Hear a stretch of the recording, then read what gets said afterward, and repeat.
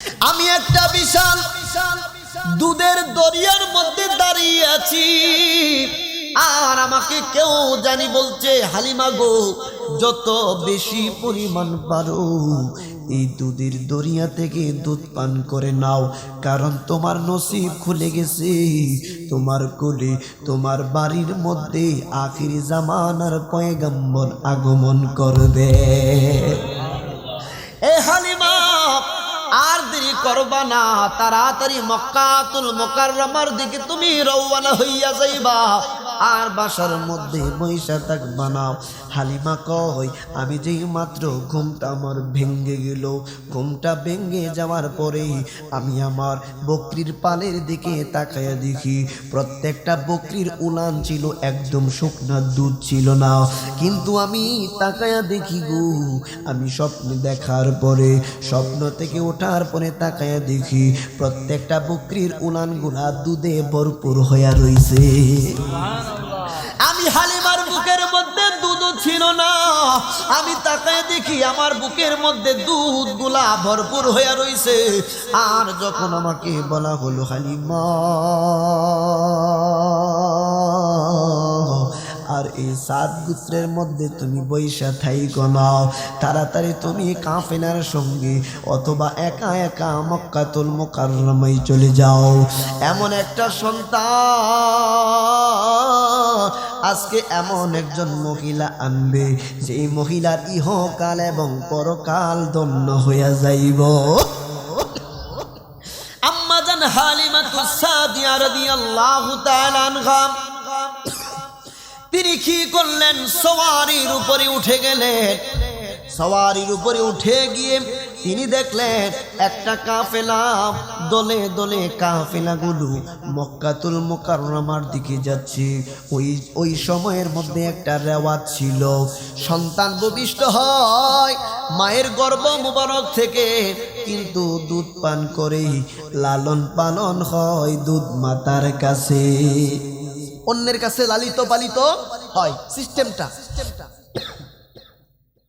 ইনজিমিন টাইমে আম্মা জান হালিমাতুস সাদিয়া তিনি যখন সওয়ারির উপরে উঠে গেলেন, তিনি দেখতে পেলেন প্রত্যেকটা কাফেলার প্রত্যেকটা মহিলা পুরুষেরা তাদের সওয়ারিগুলা দ্রুত বেগে এগিয়ে নিয়ে যাচ্ছে। ওনার সওয়ারিটা একটু পিছনে পড়ে গেল, দুর্বলতার কারণে পিছনের দিকে পড়ে গেল, বড় পেরেশানির মধ্যে পড়ে গেলেন। হাইরে, কে জানি এইরকম ভাগ্যবতী মহিলা হয়ে যায় যে আজকে আগে যাইব রহমাতুল লিল আলামিন নবীজিকে সেই তো নিয়ে চলে আসবে। হঠাৎ কইরা আম্মা জান হালিমাতুস সাদিয়া বলতেছে, আমি তাকায় দেখলাম গায়েব থেকে কে জানি আমার আরোহীর পিছনে, আমার সওয়ারির পিছনে বড় করে জুড়ে 2টা আঘাত করলো।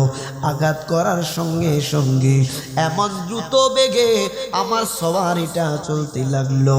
তারা যে এত দূর পর্যন্ত চলে গেছে, আমি মুহূর্তের মধ্যে তাদের সাথে গিয়া মিলিত হইয়া গেছি। আম্মা জান হালিমাতুস সাদিয়া ডাক দিয়া কই, জগৎবাসীরা শুনো, আমি যে মাত্র চলতে লাগলাম, সমস্ত মহিলাগণ আমার সঙ্গে, সমস্ত পুরুষগণ আমার সঙ্গে, গায়েব থেকে আওয়াজ আসলো, আজকে রহমাতুল লিল আলামিন নবীজি যার নসিবের মধ্যে চলে আসবি, তার ইহকাল এবং পরকাল ধন্য হয়ে যাইব। তাড়াতাড়ি মক্কাতুল মুকাররমার দিকে যাও, তাড়াতাড়ি মক্কাতুল মুকাররমার দিকে যাও। প্রত্যেকটা মানুষ, প্রত্যেকটা মহিলা পুরুষগণ তাদের সওয়ারিগুলা দ্রুত বেগে সামনের দিকে চলতে লাগলো। হঠাৎ করে বাবা, হঠাৎ করে দেখা গেল যাইতে যাইতে যাইতে যাইতে মক্কাতুল মুকাররমার মধ্যে যেই মাত্র পৌঁছে গেল, কিন্তু বাবা গায়েব থেকে আরেকটা আওয়াজ আসলো, আজকে যত মানুষ তোমরা মক্কায় আসছো, প্রত্যেকটা মানুষের নসিবে আমি আল্লাহর পক্ষ থেকে ছেলে সন্তান নির্বাচিত করেছি। আপনার নবী, আমার নবীজি বাবা নাই, টাকা পয়সা নাই, দম দৌলত নাই, কিন্তু হাকিকতে আপনার নবী আমার নবীজি হচ্ছেন সর্বশ্রেষ্ঠ ধনী। ঠিক না বেঠিক? টাকা থাকলেই ধনী মনে করবেন না, টাকা থাকলেই ধনী মনে করবেন না। আপনার টাকা আছে কিন্তু মনুষ্যত্ব নাই, বুঝবেন এর চাইতে ফকিন্নি দুনিয়াতে নাই।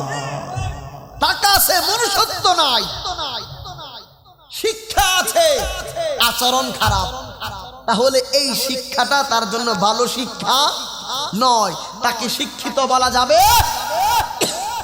আপনার নবী আমার নবীজিকে কেউ নিচ্ছে না। আমি আগে পরে অন্যান্য কথাগুলা ছেড়ে দিচ্ছি। নবীজিকে উপস্থাপন করা হচ্ছে, নবীজিকে কেউ নিচ্ছে না, অন্যান্য সন্তানগুলা তারা নিয়ে নিচ্ছে, কারণ মোটা অঙ্কের টাকা পাচ্ছে।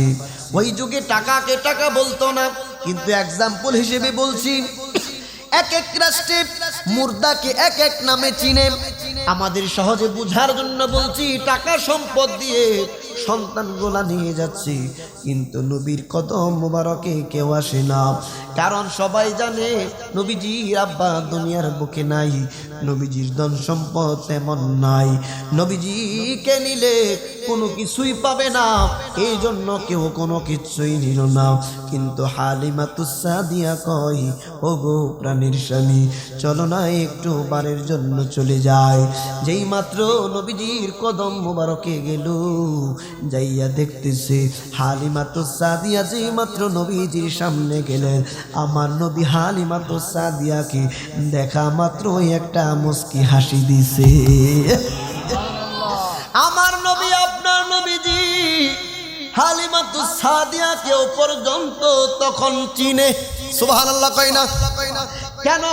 প্রত্যেকটা বাচ্চাকে আমার আল্লাহ কিছু ইলম দিয়ে দুনিয়ার জমিনের মধ্যে পাঠিয়ে দিয়েছেন। ইনজিমিন টাইমে কেন বলছি, বা মা বোনেরা যারা শুনছেন একটু গুরুত্ব দিয়ে শুনবেন।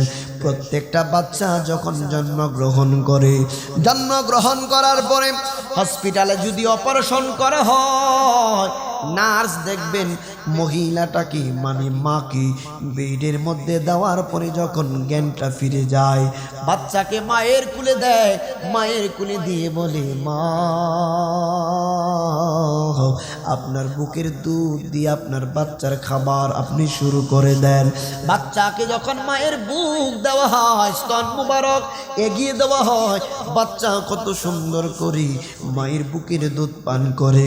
কিন্তু এতটুকু বাচ্চা মাত্র জন্মগ্রহণ করলো, এই বাচ্চা কেমনে জানে এই জায়গা থেকে কিভাবে দুধ পান করা লাগবে?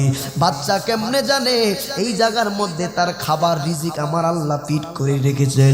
তার মানে বোঝা গেল এই এলেমটা জ্ঞানটা বাচ্চার মেধার মধ্যে আমার আল্লাহ তাদের ফিট করে দুনিয়ার জমিনের মধ্যে পাঠায়া দিছে।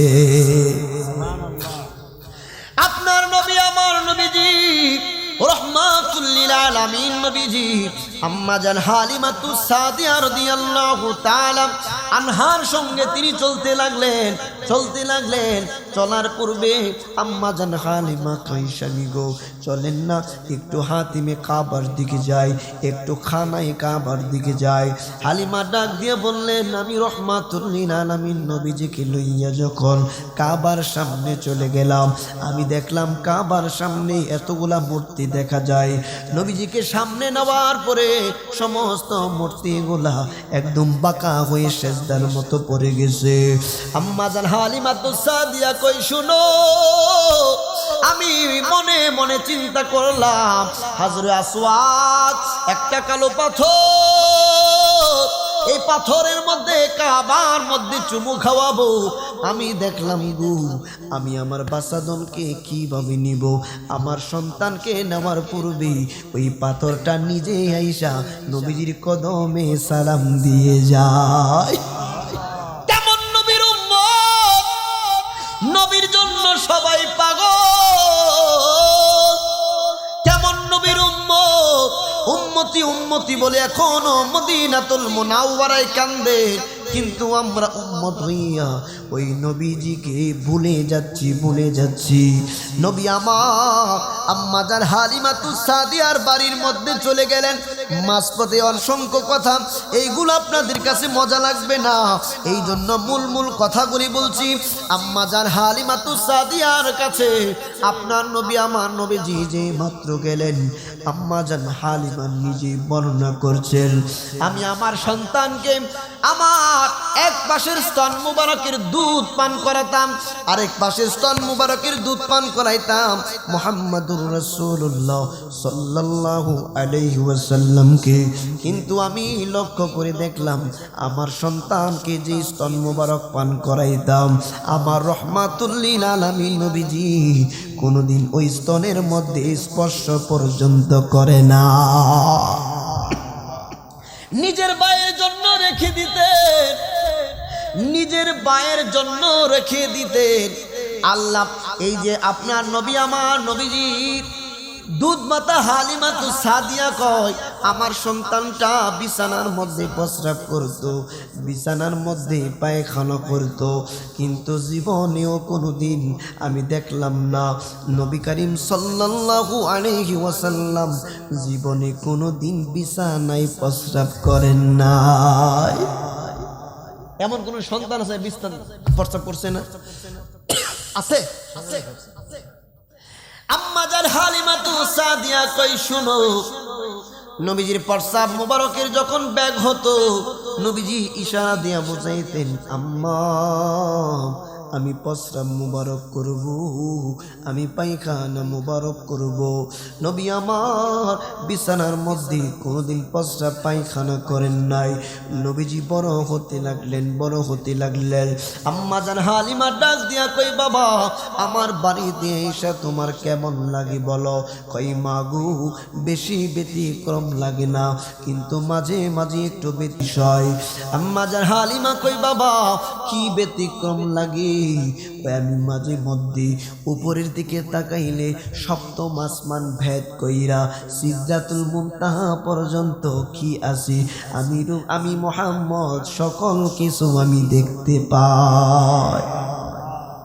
মা আমি নিচের দিকে তাকাইলে মাটি দেখি, মাটির নিচে পানির সাগর দেখতে পাই, পানির নিচে আগুনের সাগর দেখতে পাই। এই যে টিউবওয়েল থেকে পানি ওঠান, ঠান্ডা পানি আসে নিচ থেকে, এই পানির নিচে আগুনের সাগর আল্লাহ এই জন্য দিলেন পানিগুলাকে লিকুইড রাখার জন্য, নয়তোবা বরফ হয়ে যাবে। টিউবওয়েল দিয়ে তার পানি উঠতে পারবেন না, বান্দারা খাবে কি? পানি তো খাইতে হবে। এই জন্য পানির সাগরের নিচে আগুনের সাগর দিয়া জাল দিয়ে রাখতেছে কন্টিনিউয়াসলি, যাতে করে বরফ না হয়। পৃথিবীর সমস্ত মানুষ এই পানি যাতে টিউবওয়েল দিয়ে বিভিন্ন মেশিন দিয়ে উঠাইয়া তাদের এই তৃষ্ণা মিটাইতে পারে, এটা আমার নবী আপনার নবীজির ওসিলায় আল্লাহ দান করেছেন। আপনার নবী আমার নবীজির দুধমাতা হালিমাতুস সাদিয়া রাদিয়াল্লাহু তাআলা আনহার সময়টা কেটে যাচ্ছে, মূল পয়েন্টে এখন আসতেছি। আপনার নবী আমার নবীজি সাবজিহিতু ঈদে মিলাদুন নবী সাল্লাল্লাহু আলাইহি ওয়াসাল্লাম। আরেকটা মাসআলা বলে দেই, যখন নবীজির নাম মোবারক শুনবেন সাল্লাল্লাহু আলাইহি ওয়াসাল্লাম অবশ্যই পড়ি কিনা? এখন আমরা অনেক সময় এভাবে চুমা দিয়া চোখে লাগাই। If you don't mind please, চোখে চুমা দিয়া মুখে চুমা দিয়া চোখে লাগাই কিনা? এই হাদিসটা আল মাকাসিদুল হাসানা কিতাবের মধ্যে সনদ সহ উল্লেখ আছে। এই হাদিসটা ইমাম মুল্লা আলী কারি রাহিমাহুল্লাহ তিনি তার কিতাবে উল্লেখ করেছেন।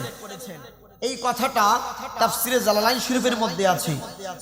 এই রেফারেন্সটা ফতোয়া শামী রদ্দুল মুখতার, যেটা প্রসিদ্ধ হয়ে গেছে ফতোয়া শামী নামে। এটার ব্যাপারে মুল্লা আলী কারি হানাফি রাহিমাহুল্লাহ উল্লেখ করেছেন যে যেহেতু এই আমলটা সিদ্দিকে আকবর করেছেন, এই আমলটা উম্মতে মুহাম্মাদি অর্থাৎ আমরা করার জন্য এটাই যথেষ্ট, সিদ্দিকে আকবরের আমলই যথেষ্ট। সুবহানাল্লাহ। হাদিসটা উল্লেখ করার পরে আব্দুর রহমান আস-সাখাবী রাহিমাহুল্লাহ উল্লেখ করেছেন হাদিসটা সহিহ নয়। বুঝবেন কথা, উসুলে হাদিস নিয়ে যারা পড়াশোনা করেছেন এখানেই লাগি গন্ডগোল, যে হাদিস সহিহ নয় কেন মানবো? বাবা একটু পড়াশোনা করতে হবে। আল্লামা মোল্লা আলী কারি হানাফি রাহিমাহুল্লাহ মেরকাতের মধ্যে উল্লেখ করেছেন, কোন মুহাদ্দিসের কালাম, কোন মুহাদ্দিস যখন কোন হাদিসের ব্যাপারে বলেন এই হাদিসটি সহিহ নয়, তার মানে বোঝা গেল এই হাদিসটি সহিহ না, কিন্তু এই হাদিসটি হাসান। সুবহানাল্লাহ। এই হাদিসটি কি হাসান। হাসান হওয়াতে এটা কি কোনো বাধা প্রদান করে না। তো এই জন্য বাপ এটা করা মুস্তাহাব, আমরা ফরজ বলি, এটা করা কি মুস্তাহাব। নবীজি বলেছেন ফতোয়া শামির মধ্যে পর্যন্ত এবারত আসছে, যে ব্যক্তি এই আমলটা করবে আমার নবী বলেন আমার পিছু পিছু করে তাকে জান্নাতে পৌঁছিয়ে দিব। আপনি করেন নো প্রবলেম, আপনি করেন না নো প্রবলেম, কিন্তু এটাকে বিদআত বলা যাবে, এটাকে মন্দ বলা যাবে না। বুঝতে পেরেছেন? আমার বন্ধুরা, বাবারা, আপনার নবী আমার নবীজির ইসলাম আস্তে আস্তে করে প্রচার প্রসার হচ্ছে।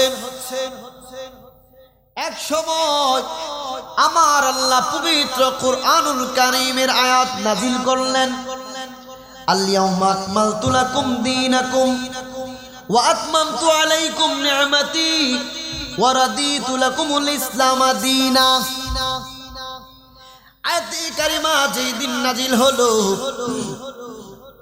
আব্বাস রাদিয়াল্লাহু তাআলা আনহু থেকে বর্ণিত, আরেকটা রওয়ায়াত আসছে হযরত ওমর রাদিয়াল্লাহু তাআলা আনহু থেকে।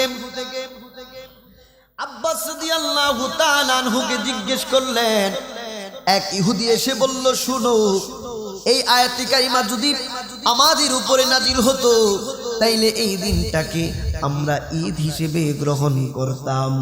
আব্বাস রাদিয়াল্লাহু তাআলা আনহু ডাক দিয়ে বললেন, শোনো, এই দিনটাকে তোমরা ঈদ হিসেবে গ্রহণ করতা, কিন্তু আমরা ওই দিন একটা ঈদ পালন করি নাই।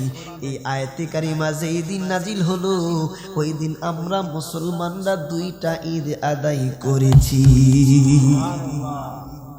কোন কি কয়েক নাম্বার হইল, যেদিন এই আয়াতে কারিমা নাজিল হলো ওই দিনটা ছিল জুমার দিন। কিসের দিন? কারণ জুমার দিন সুনান ইবনে মাজাহ শরীফের হাদিস, সহিহ হাদিস সরিহ, জুমার দিন হলো প্রত্যেকটা মুসলমানদের জন্য ঈদের দিন। কয় আর একটা দিন কি? কয় ওই দিনটা ছিল আরাফার দিন। আরাফার দিন পর্যন্ত ঈদের দিন। কয় তোমাদের উপরে এই আয়াতে কারিমা নাজিল হলে একদিন ঈদ আদায় করতাম, কিন্তু আমরা নবীর সাহাবীরা ওই দিন দুইটা ঈদ আদায় করেছি। তাহলে এই আয়াত নাজিল হওয়ার কারণে যেদিন নাজিল হলো মুসলমানরা কয়টা ঈদ পালন করছে? দুইটা ঈদ। খুব মনোযোগ। এখন আসুন রাসূল কারীম সাল্লাল্লাহু আলাইহি ওয়াসাল্লাম যেদিন দুনিয়াতে শুভ আগমন করেছেন ওই দিনটাকে ঈদ বলা যাবে কি যাবে না? কথা বুঝতে পেরেছেন?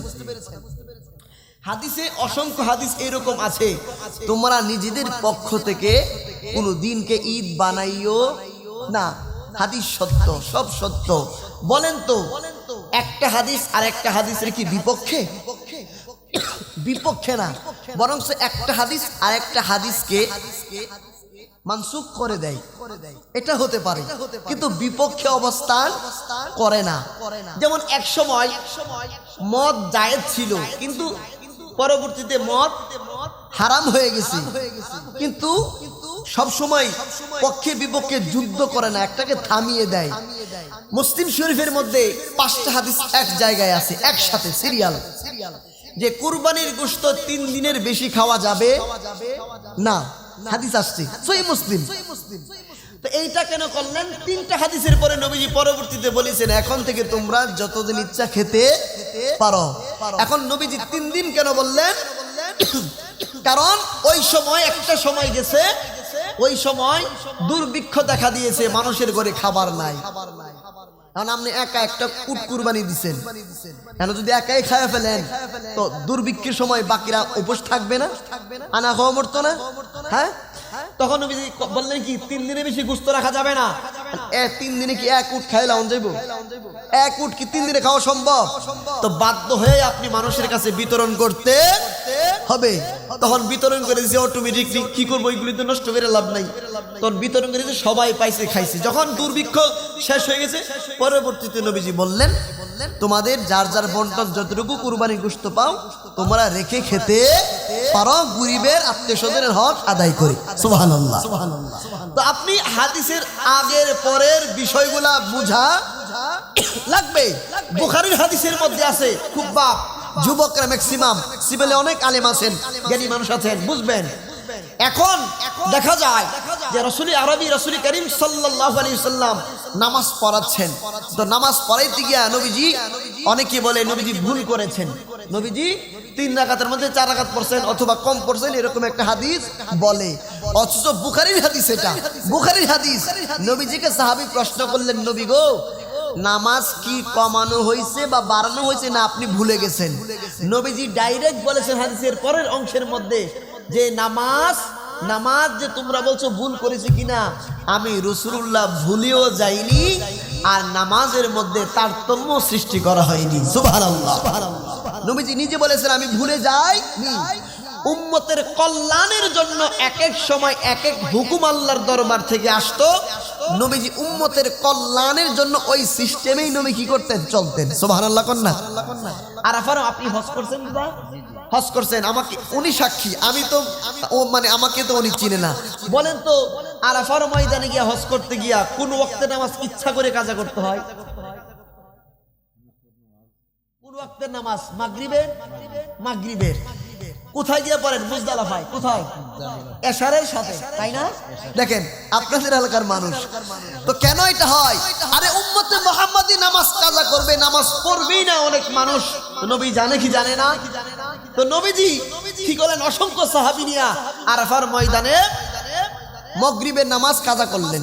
আল্লাহু আকবার। তো আল্লাহ আইন করলো এক ওয়াক্ত নামাজ বাদ না কাজা করলেই লক্ষ লক্ষ বছর কি করতে হবে? জাহান্নামে আযাব ভোগ করতে হবে।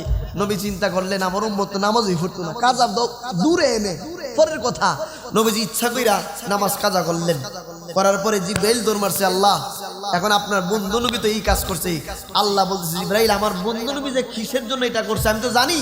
আমার বন্ধু নবী উম্মতে মুহাম্মাদি যখন নামাজ তরক করবে বা কাজা করে ফেলবে, এটা আদায় যাতে করতে পারে এটার সিস্টেমটা চালু করতে যাচ্ছে আমার নবী। আমার বন্ধু নবীকে গিয়ে বলে দে, আমার বন্ধু নবী মাগরিব এখানে কাজা করছে, কিন্তু মুজদালিফায় গিয়ে এশারের সঙ্গে আদায় করলে আমি আল্লাহ পুরো মাগরিবের সওয়াব দিয়ে দিব। উনি সাক্ষী, উনি নিজে পরে আসছেন, এই জন্য উনাকে জিজ্ঞেস করলাম, কারণ আমি তো এখনো মক্কা মদিনায় যাই নাই, আমার কথা কি সব বিশ্বাস করবেন? বলে হুজুরে গেছে না, আজাইরা কইতেছে। ঠিক না ভাই? ঠিক। আপনাদের কি কষ্ট হচ্ছে? এখন আসতেছে বাপ, একটু কোরআন সুন্নাহ থেকে বলতেছি, আমি আবারও টানছি না, তারপরে ঘটনায় আসতেছি, মাহফিলের হকটা আদায় হয়ে যাক। কষ্ট হবে আপনাদের? আমার বন্ধুরা, বাবারা, আপনার নবী আমার নবীজি দুনিয়ার বুকে শুভ আগমন করেছেন। উম্মতে মুহাম্মাদীদেরকে কিভাবে নাজাত প্রাপ্ত করে জাহান্নাম থেকে জান্নাত পর্যন্ত পৌঁছিয়ে নেওয়া যায়, কিন্তু উম্মত বুঝি না। নবীজি উম্মতদেরকে বলেছেন একভাবে চলার জন্য, উম্মত হয়ে আমরা অন্যভাবে চলাফেরা করি। নবীজির সুন্নাহগুলো আঁকড়ে ধরি না, নবীজিকে বাজে কথা বলি, বাজে কমেন্টস করি। আপনি ইবাদত বন্দেগী দিবারাত্র 24 ঘন্টা করেন না কেন, কিন্তু নবীজির মোহাব্বত ইশক যদি অন্তরে না থাকে, আল্লাহর কসম আপনার ইবাদত বন্দেগী কবুল হবে না। কেমনে বাপ, কেমনে একটা মনোযোগ দিয়ে শুনবেন।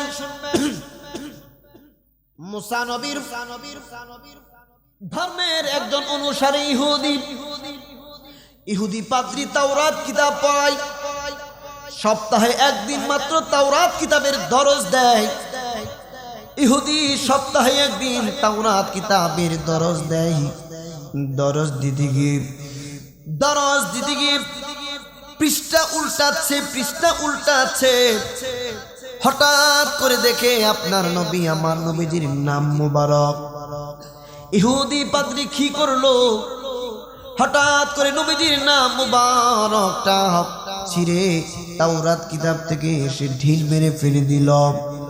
পরের সপ্তাহ যেই মাত্র সময় চলে আসলো, আসার পরে তাওরাত কিতাবটা আবার মেলে যেই মাত্র দরজ দিতে যাইব, ইহুদি তাকায়া দেখে নবীজির নাম মুবারক এক জায়গা থেকে কর্তন করেছে, কিন্তু এক জায়গা থেকে কর্তন করার কারণে আল্লাহ রাব্বুল আলামিন কুদরতিভাবে নবীর নাম মুবারক 4 জায়গার মধ্যে বসিয়ে দিয়েছেন। নবীজির নাম মুবারক কর্তন করে দেওয়ার ফলে ইহুদি পাদ্রী দেখে অটোমেটিক্যালি নবীজির নাম মুবারক গুলা কিতাবের মধ্যে বেড়ে যাচ্ছে। ইহুদি পাদ্রী কাউকে কিছু বলল না। পরের সপ্তাহে আবার এসে ইহুদি পাদ্রী দরজ দিবে, কিন্তু যেই দিন নবীজির নাম মুবারক 4 জায়গায় বৃদ্ধি পেল, ইহুদি পাদ্রী চিন্তা করলো আমি 4 জায়গা থেকে মুহাম্মদ সাল্লাল্লাহু আলাইহি ওয়াসাল্লাম নামটা কেটে দিব। পরের সপ্তাহে যেই মাত্র নবীজির নাম মুবারক 4 জায়গা থেকে কেটে পরের সপ্তাহে যেই মাত্র দরজ দেওয়ার জন্য বসে গেল, তাকায়া দেখে নবীজির নাম মুবারক 4 জায়গা থেকে কাটার কারণে তাওরাত কিতাবের মধ্যে আমার নবীর নাম মুবারক 8 জায়গায় আমার আল্লাহ লিপিবদ্ধ করেছে। ইহুদি পাদ্রী বড় পেরেশানির মধ্যে পড়ে গেল। কি ব্যাপার? নবীজির নাম মুবারক কর্তন করি কেটে ফেলে দে, কিন্তু পৃষ্ঠার মধ্যে নবীজির নাম মুবারক গুলা বৃদ্ধি কিভাবে পাচ্ছে? আজকে 8 জায়গার নাম মুবারক আমি কেটে দিব, দেখব আগামী সপ্তাহে নাম মুবারকের অবস্থা কেমন হয়। ইহুদি পাদ্রী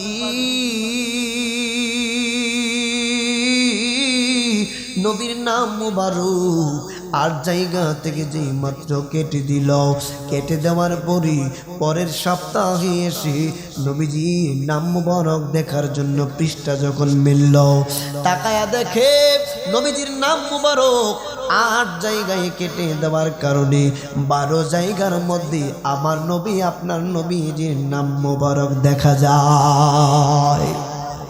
ইহুদি পাদ্রীর যে ছাত্ররা ইহুদি পাদ্রী থেকে দরজ নেয়, হঠাৎ করে একজন মেধাবী ছাত্র ডাক দিয়ে বলতেছেন, হুজুর আপনি যদি বেয়াদবি না নেন, আপনি যদি অভয় দেন, তাহলে আপনাকে একটা পরামর্শ দিব। এইবার ইহুদি পাদ্রী ডাক দিয়া কই কি পরামর্শ? কই হুজুর আপনি প্রতি সপ্তাহে আখির জামানার নবীর নাম মুবারক কর্তন করে ফেলে দেন, কিন্তু প্রতি সপ্তাহে এসে দেখেন মুহাম্মদ সাল্লাল্লাহু আলাইহি ওয়াসাল্লামের নাম মুবারক প্রতি সপ্তাহে কিতাবের মধ্যে বাড়তেছে।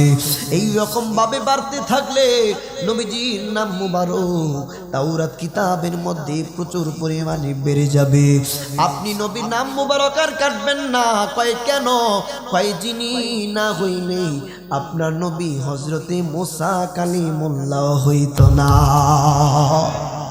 যেই নবী না হইলে আপনার নবী হযরতে মুসা কালিমুল্লাহ হইতো না, ওই রহমাতুল লিল আলামিন নবীজির নাম মুবারক আপনি কাটবেন না। আরেকটা পরামর্শ আপনাকে দিয়ে দেই। কই কি পরামর্শ দিবাও?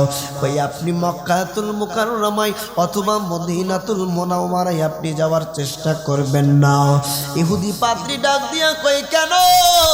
কই মদিনাতুল মুনাওয়ারায় গেলে আপনার কোনো ফায়দা হবে না।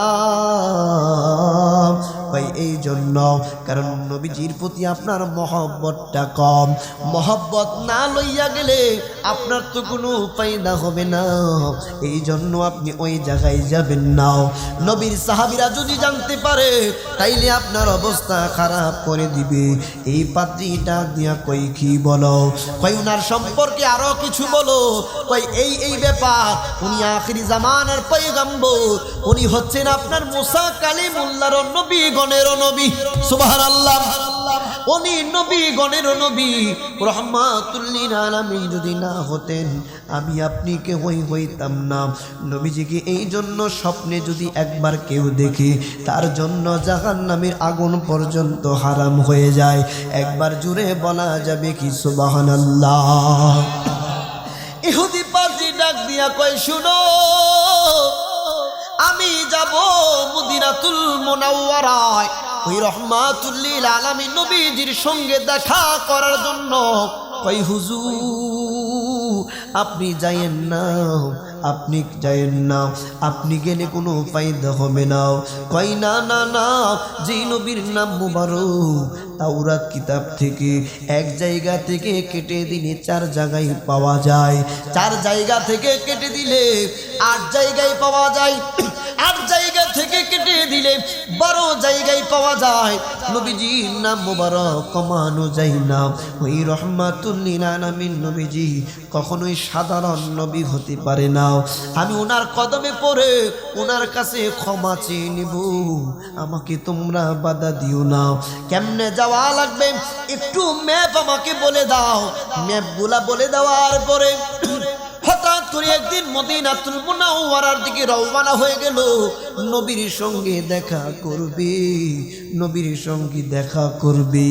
যাইতে যাইতে যাইতে যাইতে এই যে দেখেন বর্তমানে মসজিদে নববী দেখা যায়।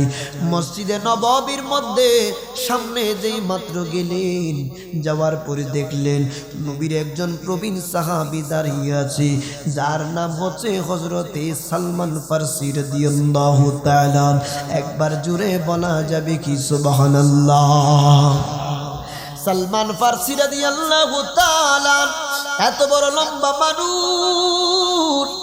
ইহুদি পাদ্রী ডাক দিয়া কয়, আখির জামানার পয়গম্বর মুহাম্মদ সাল্লাল্লাহু আলাইহি ওয়াসাল্লাম নামে একজন নবী মদিনার অলিতে গলিতে হাঁটাহাঁটি করেন, সাহাবীদেরকে লইয়া নামাজ আদায় করেন। ওই রাহমাতুল লিল আলামিন নবীর সঙ্গে সাক্ষাৎ করার জন্য আমি আসছি। সালমান ফারসি যেই মাত্র কথাটা শুনলেন, কথাটা শোনার সঙ্গে সঙ্গে ওনার চোখ দিয়ে বেয়ে বেয়ে পানি ছুটতেছে। ইহুদি পাদ্রী ডাক দিয়া কয়, শুনুন, আপনার নামটা যদি একটু বলতেন। কয় আমার নাম হচ্ছে হযরতে সালমান ফারসি। কয় সালমান ফারসি গো, আপনাকে জিজ্ঞেস করলাম রাহমাতুল লিল আলামিন নবীজি কোথায়, আপনি কেন কাঁদেন, আপনার চক্ষু মুবারক দিয়া কেন অশ্রু ঝরতেছে? সালমান ফারসি কিছুই বলে না, শুধু কাঁদি আর কাঁদি। ইনজিমিন টাইমে ইহুদি পাদ্রী ডাক দিয়া কয়, নবীর সাহাবী,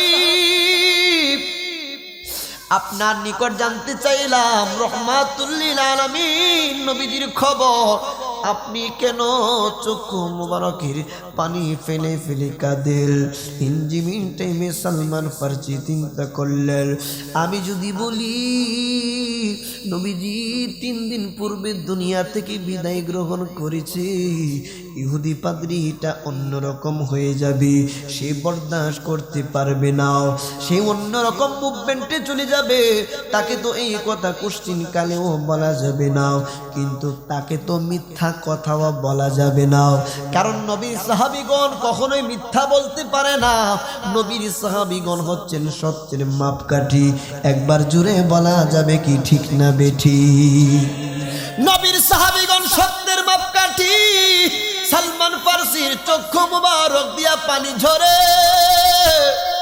হাইরে, মনে মনে বলতেছে, ইহুদি পাদ্রী, আর 3টা দিন আগে আসলি না কেন?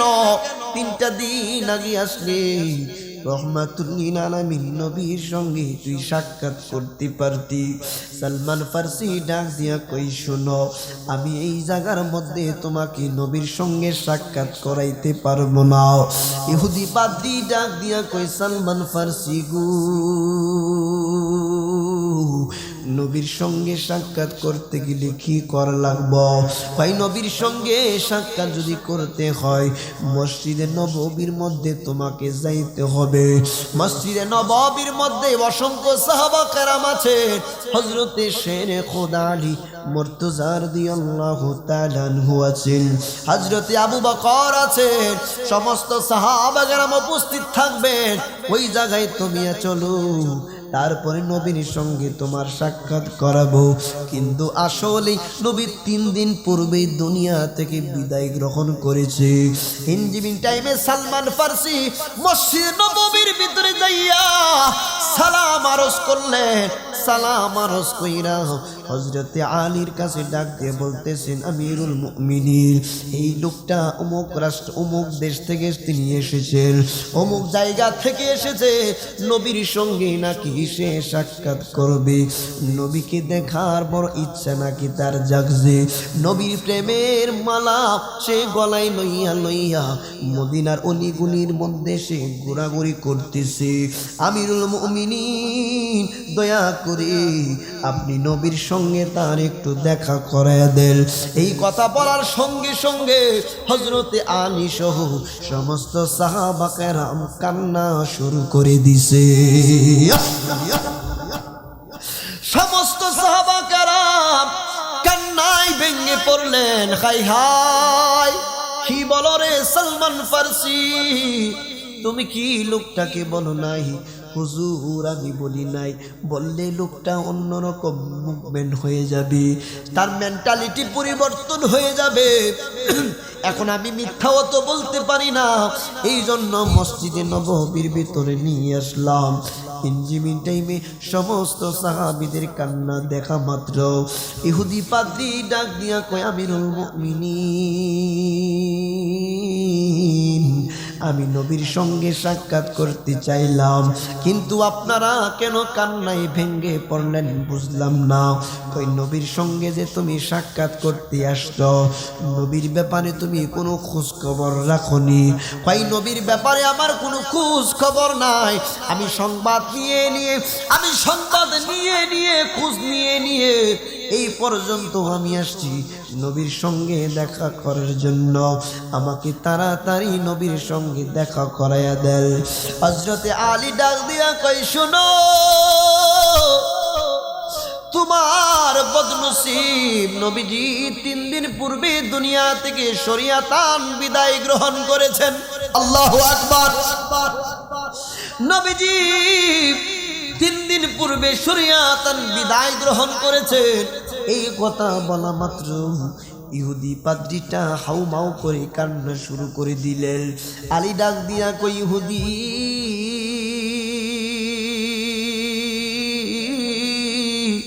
আমরা এতক্ষণ কাঁদলাম নবীর মহব্বতে, নবীর সাহাবী কেরামদেরকে সাইরা নবীজি চলে গেলেন জান্নাতের মধ্যে, নবীজি রওজা মুবারকের মধ্যে শুয়ে আছেন, আমরা নবীজির মহব্বতে কাঁদতেছিলাম, এখন তুমি কেন কান্না শুরু করে দিলাও? ইহুদি পাদ্রী ডাক দিয়া কই, আলী, আমি কেন 3 দিন আগে আসলাম না? আমারে আল্লাহ যদি মদিনায় পাঠাইব 3 দিন আগে কেন পাঠাইল না?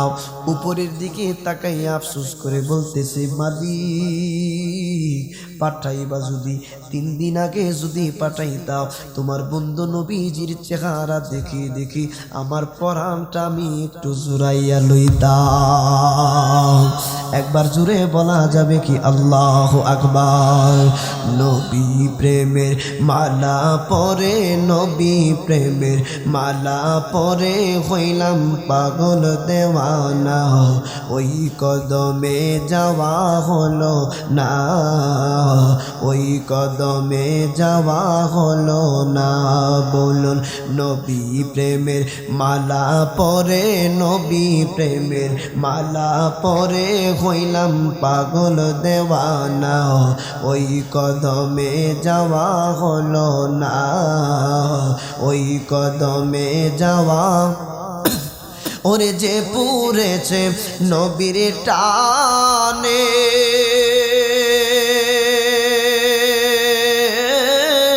নবীর কদর জানে গো। ওরে যে পুরেছে নবীর টানে, সেই তো নবীর কদর জানে ও।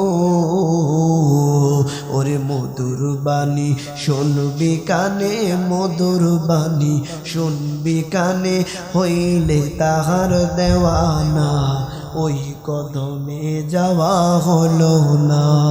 একটু জোরে বলেন না, আপনার কি কষ্ট লাগতেছে, খারাপ লাগতেছে, অসুবিধা হচ্ছে? ভিতরের আওয়াজটা কম, বাহিরে আওয়াজ হচ্ছে, ভিতরের আওয়াজটা কম, এই জন্য বুঝতেছেন না। নবীজির প্রেম যার কলিজায় থাকবে, নবীজির কথা যার কানে আসবে, সেই আওয়াজ আসাটা মধুর হোক আর অমধুর হোক, নবীজির কথাটা আসতেই আশেকের অন্তরের মধ্যে নবীর প্রেম ফুলে ওঠে। ঠিক না বেঠিক? এটা বুঝতে হবে। বা এই যে যুবকরা প্রেম করে না, if you don't mind please, কি বলে আপনাদের এলাকায় লাভ, LOV,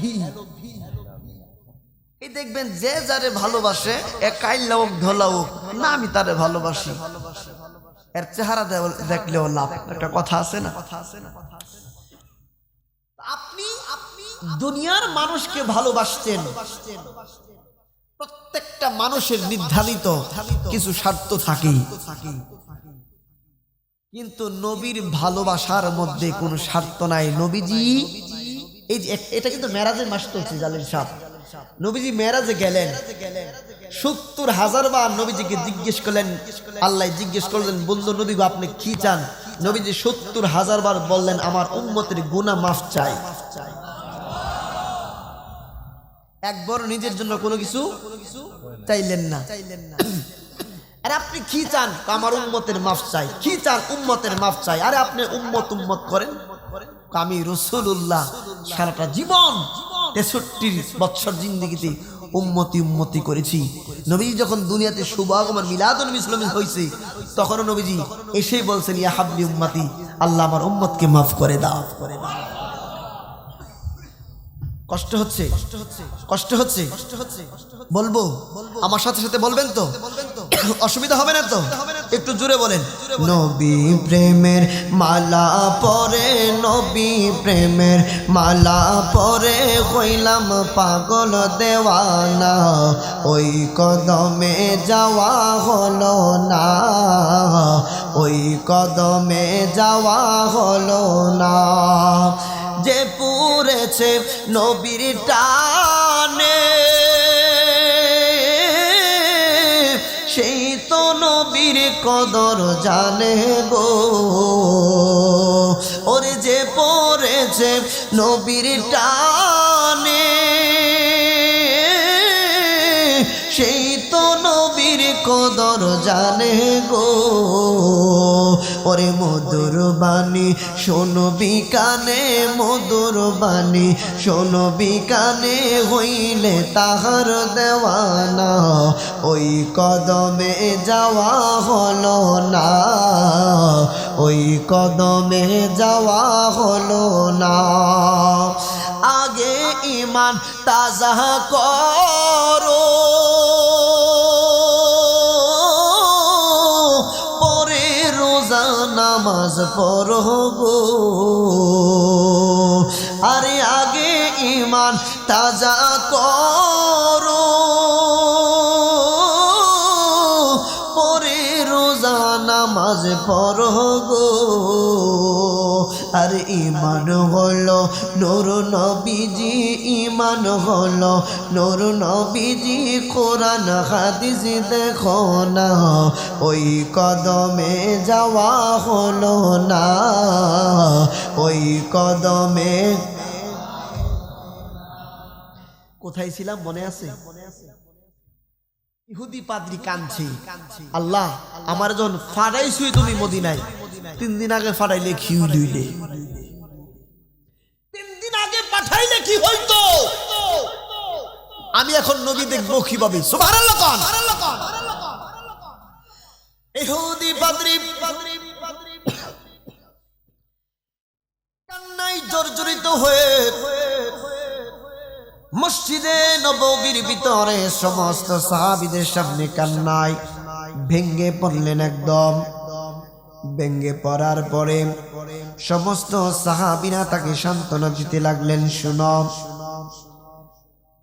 তুমি কেঁদো না নবীর অসংখ্য সাহাবা কেরাম মসজিদে নববীর মধ্যে আছে ইহুদি পাদ্রী ডাক দিয়ে বললেন নবীজির সাথে তোমরা অসংখ্যবার কোলাকুলি করেছো তোমাদের জীবনটা ধন্য করে ফেলেছো নবীজির চেহারা মুবারক তোমরা দেখেছো তোমাদের জীবন ধন্য হয়ে গেছে নবীজির পোশাক মুবারকের সঙ্গে তোমাদের পোশাক মুবারকের আঞ্জাম লেগেছে ঘষাঘষি লেগেছে আহারে কত সুন্দর কথা মনে পড়েছে বলে দেই আহা বাবা ও জালালি হুজুর শুনুন নবী করিম সাল্লাল্লাহু আলাইহি ওয়াসাল্লাম যখন সাহাবা কেরামের সামনে কথা বলতেন আমরা কথা বললে মুখ থেকে এক প্রকার হাওয়া বের হয় কিনা আমরা কথা বললে জবান থেকে মুখের ভিতর থেকে এক প্রকার হাওয়া বের হয় এক প্রকার হাওয়া বের হয় নবীজি যখন কথা বলতেন সাহাবা কেরামের সামনে থাকতেন নবীজির হাওয়াগুলা সাহাবা কেরামের মুখের মধ্যে যায়া ভারী খেত নবীজি যখন কথা বলতেন নবীজির চাহনি নবীজির চেহারা মুবারকের দিকে সাহাবা কেরাম চেয়ে থাকতেন নবীজি যখন কথা বলতেন হাঁটতেন নবীজি যখন সাহাবীদের সাথে কোলাকুলি করতেন ওই সাহাবীর কত বড় নসিব যে সাহাবীর বুকের সঙ্গে আমার নবী আপনার নবীজির বুক মুবারক লেগেছে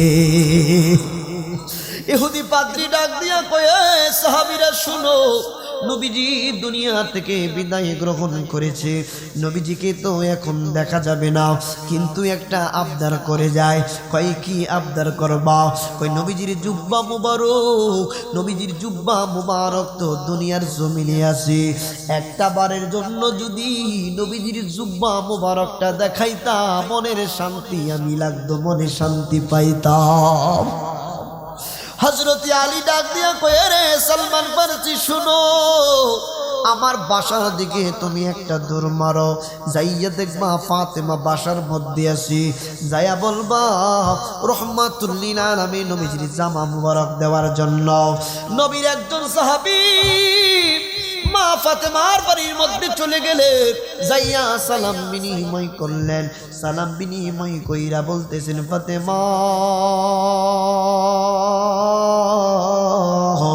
আপনার স্বামী হযরত আলী আপনার কদমে পাঠিয়ে দিয়েছে ফাতেমা ডাক দিয়া বলতেছেন কেন কই নবীজির জুব্বা মুবারক আপনার ঘর মুবারকের মধ্যে জানি বিদ্যমান আছে এই জুব্বা মুবারকটা দেওয়ার জন্য পাঠাইছে ফাতেমা কান্দে আর ডাক দিয়া বলতেছে আমার বাবার যে জুব্বা মুবারকটা আমার ঘরের মধ্যে আছে 7 জায়গা দিয়া ছেঁড়া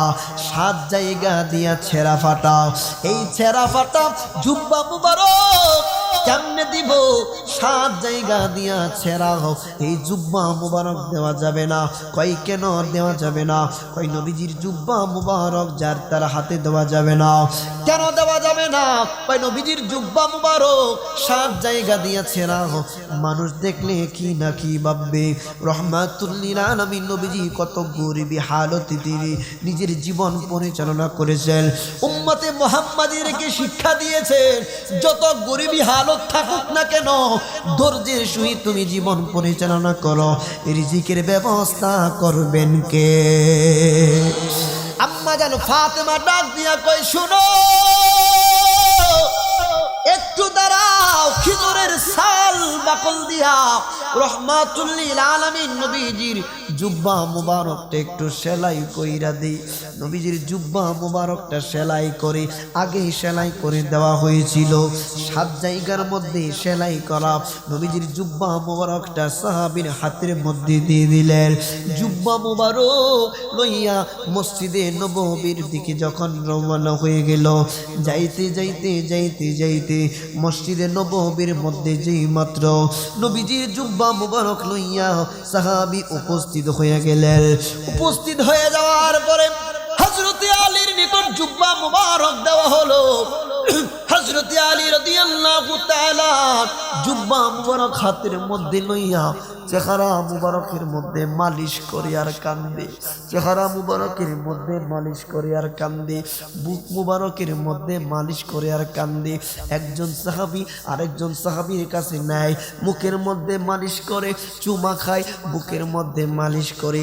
আজকে দেখেন এই যে জকিগঞ্জের জমিনে আল্লামা সাহেব কেবলা ফুলতলি রহমাতুল্লাহি আলাইহি শুয়ে আছেন, ওনার পবিত্র জুব্বা মুবারক অবশ্যই ওনার দরবার শরীফের মধ্যে আছে।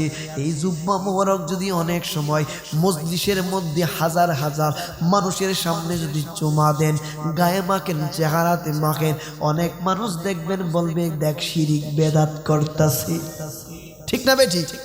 অনেক মানুষ আছে বলবে দেখ শিরিক বেদাত করছে। এটা শিরিক বেদাতের প্রশ্ন না, এটা হচ্ছে মহব্বতের প্রশ্ন। কোন সাহাবী শিরিক বেদাতের ফতোয়া দিল না। সমস্ত সাহাবীরা নবীজির জুব্বা মুবারকের মধ্যে চুমা খায়, মুখের মধ্যে লাগায়।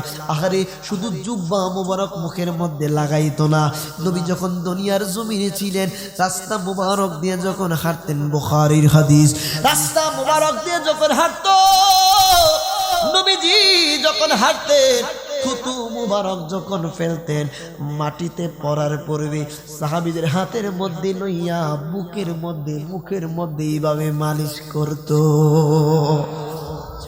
নবীজি থুতু মুবারক সাহাবীদের চেহারার মধ্যে মালিশ করলে চেহারা নূরে নূরান্বিত হয়ে যাইত, উজ্জ্বল হয়ে যাইত। সাহাবীরা নিজেদেরকে ধন্য মনে করতেন। আজকে কুলি যুগে আইসা আমরা বেদাত শিরকের ফতোয়া দেই। বুখারীর হাদিস জিলদে সানি 2য় খণ্ড, আপনার নবী আমার নবীজি ফরমাচ্ছেন, হে উম্মত শোনো, আমি ভয় করি না আমার উম্মত শিরিক করবে, আমি ভয় করি না আমার উম্মত শিরিক করবে। আমি রাসূলুল্লাহ ভয় করি, আমি রাসূলুল্লাহকে আমার উম্মত বাজে কথা বলবে। আমি ভয় করি না আমার উম্মত শিরিক করবে। আমি ভয় করি আমার উম্মত আমাকে নিয়ে বাজে কথা বলবে। আমার উম্মত আমি রাসূলুল্লাহকে খাটো করবে। করতেছিনি, বর্তমানে করতেছিনি। আপনার নবী আমার নবীজির শান মান নিয়ে ছোট করতেছে, খাটো করতেছে। আপনার নবী আমার নবীকে যেভাবে ইচ্ছা সেভাবেই ডাক দেওয়া যাবে না। আমার আল্লাহ তো বলেছে তোমরা একে অপরকে যেইভাবে আহ্বান করো আমার রাসূলুল্লাহকে সেইভাবে আহ্বান করা যাবে না। শুধু তাই নয় রে বাবা, কাফেররা এক সময় বলতো রাইনা, মানে যারা বকরি চড়াইতো, ছাগল চড়াইতো, মেষ চালাইতো, তাদেরকে রাইনা বলা হতো। আপনার নবী আমার নবীর ব্যাপারে পবিত্র কুরআনুল কারীমের আয়াত যখন নাজিল হলো, আমার নবী আপনার নবীজি সাহাবা কেরামের সামনে আলোচনা করতেন। যখন তারা কিছুই বুঝতো না, তারা তখন বলতো রাইনা, ইয়া রাসূলুল্লাহ, নবী গো আমরা বুঝি নাই, আপনি একটু বুঝিয়ে দেন। কিন্তু এই রাইনা শব্দটা কাফের বেঈমানের দলের রাখাল অর্থে ব্যবহার করত। এই জন্য আমার আল্লাহ বললেন, ইয়া আইয়ুহাল্লাযীনা আমানু লা তাকুলু রাইনা ওয়া কুলু উনজুরনা ওয়াসমাউ ওয়ালিল কাফিরিন ইলা আখিরিল ইবারাত। আল্লাহ বলছেন এই জায়গায় পুরো আয়াতের অংশ না, আমি মূল টপিকটা বোঝানোর চেষ্টা করছি। আমার আল্লাহ বলছেন লা তাকুনু রাইনা, তোমরা রাইনা বনিও না, ওয়াকুলু উনজুরনা, বরং বলো উনজুরনা। ইয়া রাসূলুল্লাহ, আমাদের দিকে একটু কৃপা দৃষ্টি দিন। যেই জায়গায় আমার আল্লাহ কাফেররা শব্দটাকে অন্য অর্থে নিত, আমার আল্লাহ তার বন্ধু নবীজি যাতে ছোট না হন, নবীজির সম্মান যাতে কেউ খাটো না করতে পারে, আমার আল্লাহ নিজেই বলে দিয়েছেন আমার রাসূলুল্লাহকে রাইনা বলা যাবে না, আমার রাসূলুল্লাহকে খাটো করা যাবে না। সুবহানাল্লাহ, সুবহানাল্লাহ। কিতাবের নাম তাফসিরে জালালাইন শরীফ, 302 পৃষ্ঠা, 10 নম্বর হাসিয়া। এখন খুলে দেখবেন আপনার নবী আমার নবীজিকে সাহাবা کرام জীবিত অবস্থায় ডাক দিতেন ইয়া রাসূলুল্লাহ বলে, ইয়া নবী আল্লাহ বলে। কিন্তু আল্লামা জালালউদ্দিন সুয়ুতী রাহমাতুল্লাহি আলাইহি বলতেছেন নবীজির হায়াত অবস্থায় নবীজিকে যেমনি ভাবে তাজিম করে ডাক দেওয়া হতো, বাদা ওফাতিহি, নবীজির ইন্তেকাল মুবারকের পরেও আমার নবীকে সম্মান করে ডাক দিতে হবে। সুবহানাল্লাহ, সুবহানাল্লাহ। এই কথাটা, এই কথাটা হাদিস আকারে আসছে। কিতাবের নাম দালাইলুন নবুওয়াত, কিতাবের নাম দালাইলুন নবুওয়াত, ৫ম খণ্ডের মধ্যে ইমাম বাইহাকি রাহমাতুল্লাহি আলাইহি বড় চমৎকার করে কোট করেছেন, সেই দেখে যাচ্ছি না। এই জন্য লাগামের মধ্যে, আপনার জিহ্বার মধ্যে, আপনার মুখের মধ্যে আপনি লাগাম লাগান। নবীর ব্যাপারে কথা বললে একটু চিন্তা করে করতে হবে। ইহুদি পাদ্রী ডাক দিয়া কয় ও আলী, সাহাবা কেরাম যেইভাবে নবীজির জুব্বা মুবারকটাকে চুমা খাচ্ছে, নবীজির জুব্বা মুবারকটাকে সম্মান প্রদর্শন করছে, আমাকে কি একটু দেওয়া যাবে নি? আলী ডাক দিয়া কই শুনো, নবীজি বিদায় হইলেন মাত্র 3 দিন হলো, সাহাবীদের মধ্যে শান্তি নাই, সাহাবীদের চোখের মধ্যে কোনো ঘুম নাই। কারণ পৃথিবীর মধ্যে নবীজিকে সর্বশ্রেষ্ঠ ভাবে কেউ যদি ভালোবাসতেন তাহলে নবীজির সাহাবা কেরাম ভালোবাসতেন, ঠিক না বেঠি? নবীজির সাহাবা কেরাম নবীজিকে সবচাইতে বেশি ভালোবাসতেন, কারণ সরাসরি নবীজির সাহাবা কেরাম নবীজিকে সরাসরি দেখেছেন। ইহুদি পাদ্রী ডাক দিয়ে বলতেছেন নবীজির জুব্বা মুবারকটা কি একটু দেওয়া যাবে? ইহুদি পাদ্রীর সামনে যেই মাত্র নবীজির জুব্বা মুবারকটা যখন চলে গেল, যাবার পরে ইহুদি পাদ্রী বলতেছি নবীজির জুব্বা মুবারকটা যখন নাকের কাছে নিলাম, আমি দেখলাম নবীজির জুব্বা মুবারক থেকে মেশক আম্বরের চাইতে বেশি পরিমাণে সুঘ্রাণ আসতেছে। নবীজির জুব্বা মুবারক থেকে, জামা মুবারক থেকে মেশক আম্বরের সুঘ্রাণ আসতেছে। আমি দেখলাম গো নবীজির জুব্বা মুবারক কত সুন্দর, কিন্তু 7 জায়গার মধ্যে খেজুর গাছের ছাল বাকল দিয়া সেলাই করা। নবীজি কত কষ্ট করে নবীজি চলেছেন। ইনজিবিন টাইমে বাপ ইহুদি পাদ্রী মুসলমান হয়ে গেছে, মুসলমান হয়ে গেছে। নবীজির সাহাবীদের হাতে পায়ে ধরে বললেন ও গো নবীর সাহাবীরা, আপনাদের কাছে আমি একটা শেষ অনুরোধ করতে চাই। আমিরুল মুমিনিন ডাক দিয়া কই শুনো, তোমার শেষ অনুরোধটা আমরা শুনবো, বলো। কয় নবীজির রওজা মুবারকের কাছে একটু যেতে চাই, যদি একটু আমাকে দেখিয়ে দিতাম। ইহুদি পাদ্রী যেই মাত্র এই কথা বলল, নবীজির রওজা মুবারকের কাছে সাহাবা کرام তাকে নিয়ে যাচ্ছেন। যাইতে যাইতে যাইতে যাইতে যাইতে যাইতে যাইতে যাইতে নবীজির রওজা মুবারকের সামনে ছিলেন। বর্তমান যে অবস্থা, রওজা মুবারক এত সুন্দর করে সৌদি আরবের বাদশাগণ, দায়িত্বশীলগণ যেই রকম ভাবে ব্যবস্থা করে রেখেছেন, ইসলামের প্রথম যুগে এই রকম ব্যবস্থা ছিল না রে বাপ। নবীজি রওজা মুবারকের সামনে ওই লোকটা যে মাত্র নবীজির রওজা মুবারকের সামনে চলে গেল, যাইয়া শুধু নীরবে নিবৃত্তে কান্দে, শুধু চোখে পানি জ্বলতেছে। নবী গো, 3 দিন আগে যদি আসতাম, আপনি নবীজির চেহারা মুবারক কেমন আমি দেখতে পারতাম। নবী গো, আপনার সাহাবা কেরামের চেহারা মুবারক এত সুন্দর, তাদের চেহারা মুবারকের দিকে তাকাইলে আমার প্রাণটা জুড়াইয়া যায়, তাদের চেহারা মুবারকের দিকে তাকাইলে অন্তরের মধ্যে প্রশান্তি পায়। নবী গো, আপনার সাহাবা কেরামের চেহারা মুবারক যদি এত সুন্দর হয়, না জানি আপনি রাসূলুল্লাহ কত সুন্দর। সোনার মদিনা বহু দূরে, সোনার মদিনা বহু দূরে, কিন্তু মদিনাওয়ালা আমার অন্তরে, কিন্তু মদিনাওয়ালা আমার অন্তরে, আমার অন্তর জুড়ে মদিনায় আছে রে, আমার অন্তর জুড়ে মদিনায় আছে রে, মদিনা মদিনা বলে জিকির করে রে, মদিনা মদিনা বলে জিকির করে রে।